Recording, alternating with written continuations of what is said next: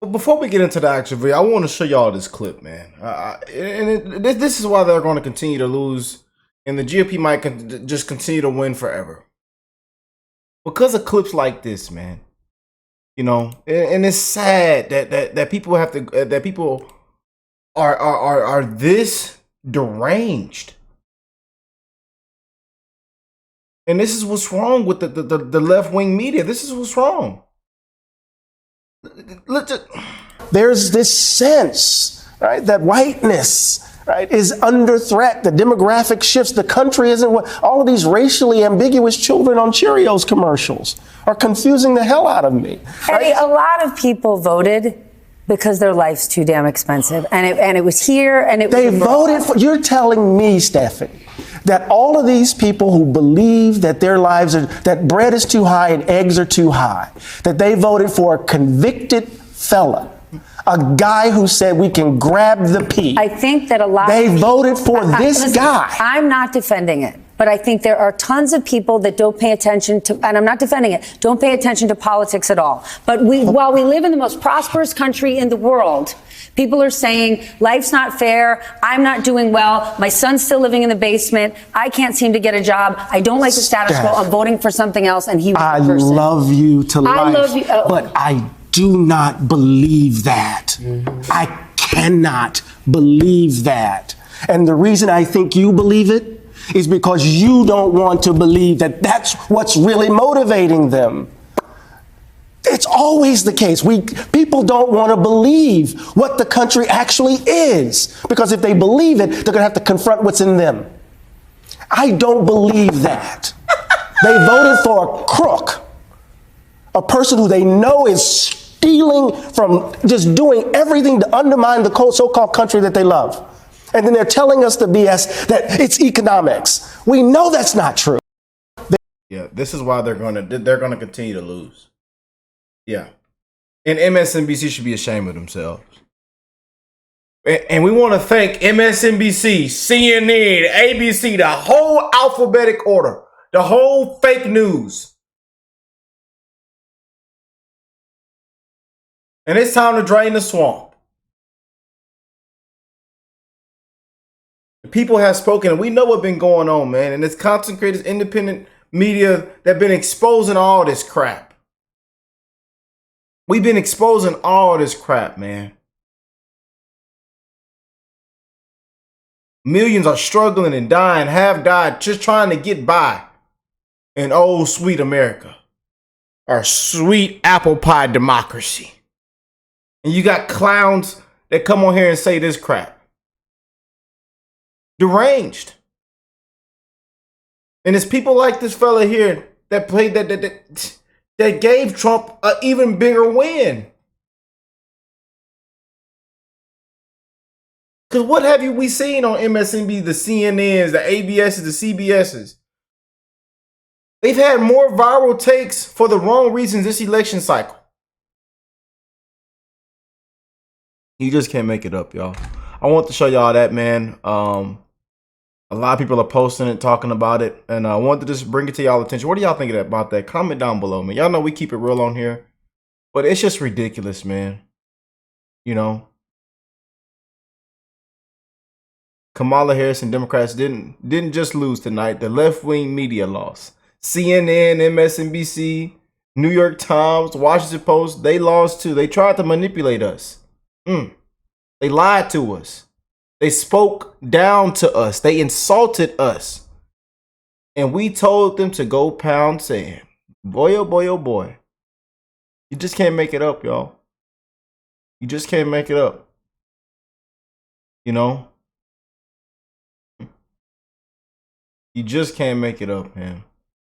But I want to check this out. A couple of y'all was sending me this.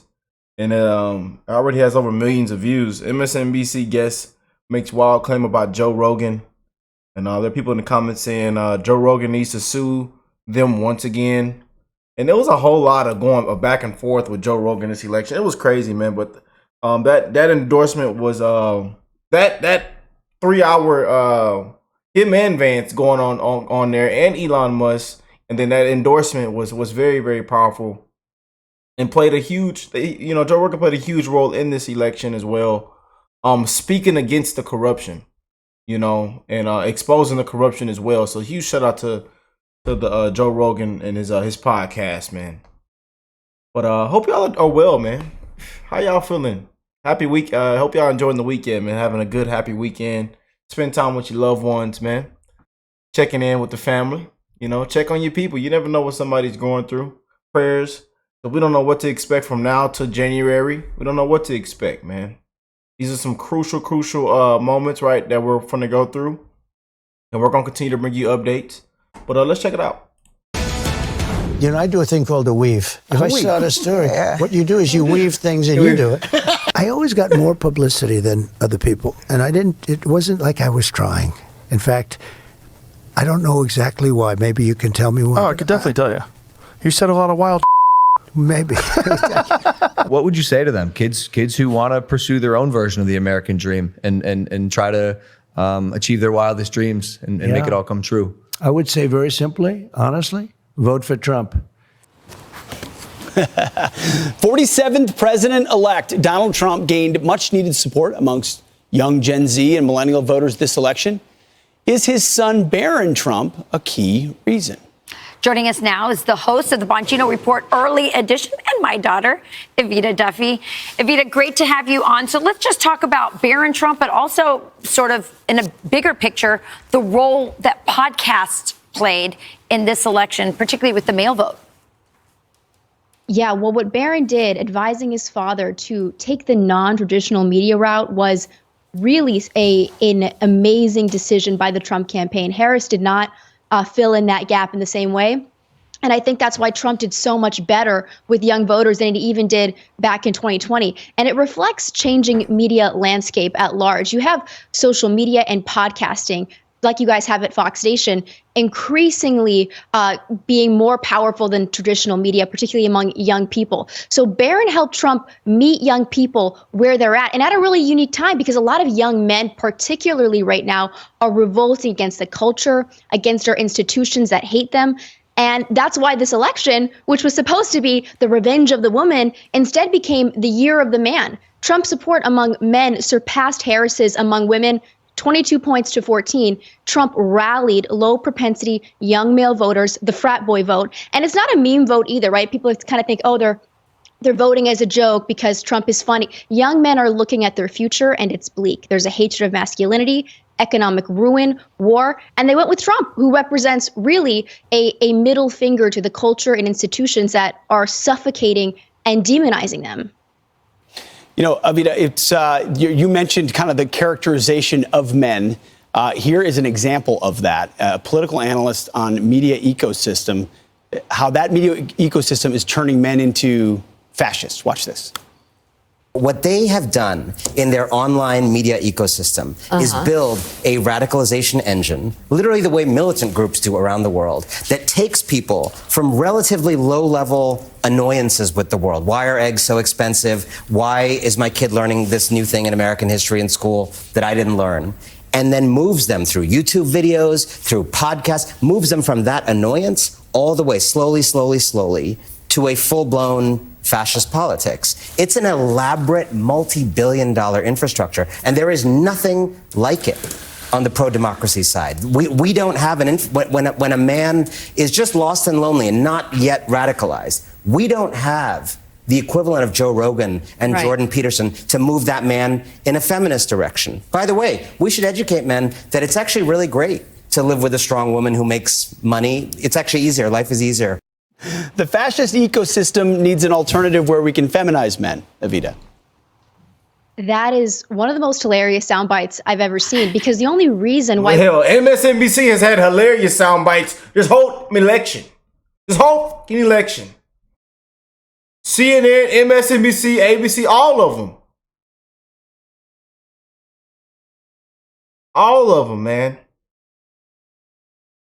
And what we want to tell them? Job well done.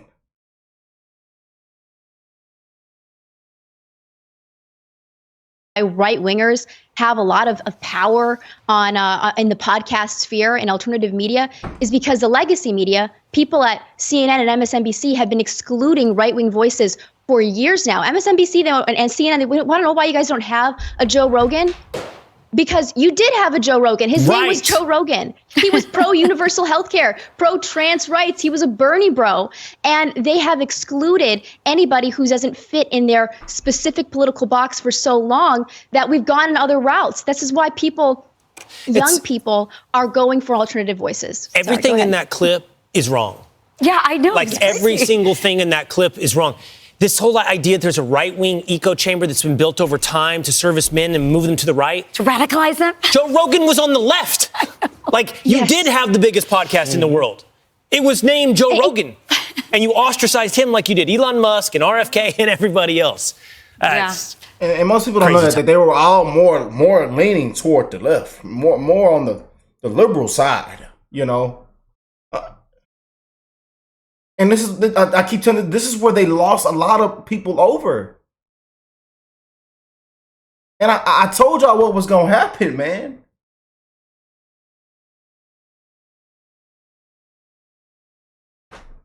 And they made terrible decisions and had terrible movement within the Kamala Harris campaign.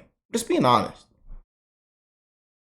And then ducking, dodging, and hiding. She couldn't do what she couldn't do what he was doing. And huge shout out to Barron Trump. I like that tall fella. I like him. He got a bright future ahead of himself. That old tall fella. You know? But they played a huge part in giving Trump a victory, man. You know? And like I showed you on that first clip, this is why they're going to continue to lose. Hopefully they'll figure it out. And also get a better candidate. They could have got a better candidate too, is that. You know, some of y'all said, oh, she wasn't that bad, or she was qualified. No. Could have got a way better candidate.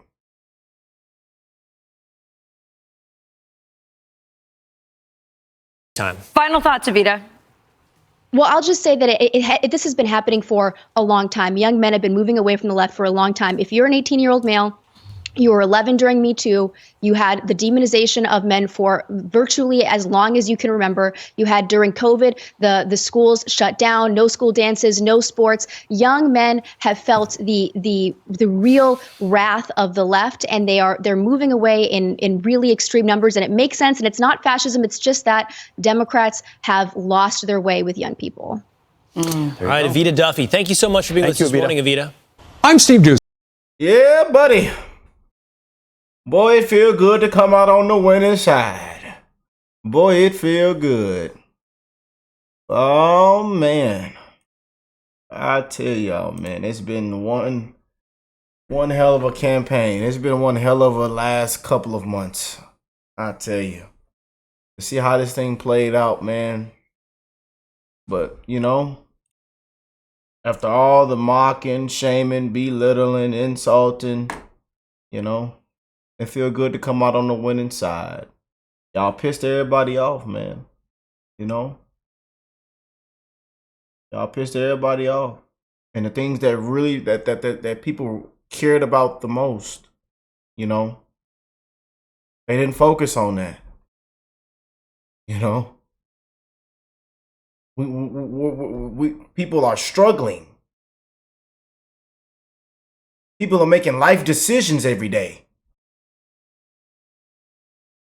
But oh, abortion. Oh, you know, like, come on now.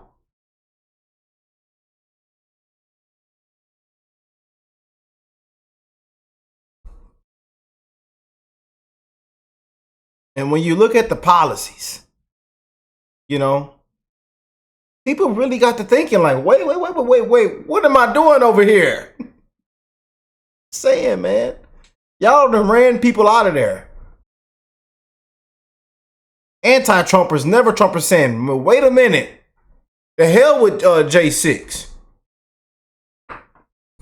Just saying. You seen the polls. You seen the polls. All I can just say is just keep it real with y'all. I know a lot of people don't want to keep it real. And then that's the problem now. People don't want to keep it real.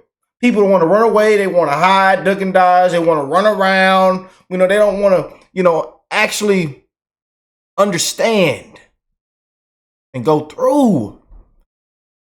My blood pressure's up, y'all. Let me stop for I pass out. I love y'all though, man. Maybe they'll learn the next time around, and they'll get it figured out. They'll get a better candidate. They'll make some better, better movement. But we made history. Trump made history, especially with I told y'all he was gonna do way better than he did. It looked better than 2016. Gen Z, the black vote, the Latino vote. I mean, everywhere, every aspect is gonna look way better than it did 2016 and 2020. Try telling y'all that. I wish everybody listened to me, but I just, he made the right moves, man. And he wasn't afraid to go into the lion's den. That's Trump. He went on everybody's podcast. Let's do it. Let's talk 3, 2, 4 hours. I don't care. Let's do it. JD, his running mate, his VP, same thing.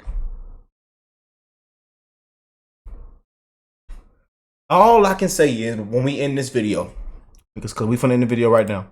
What did you expect?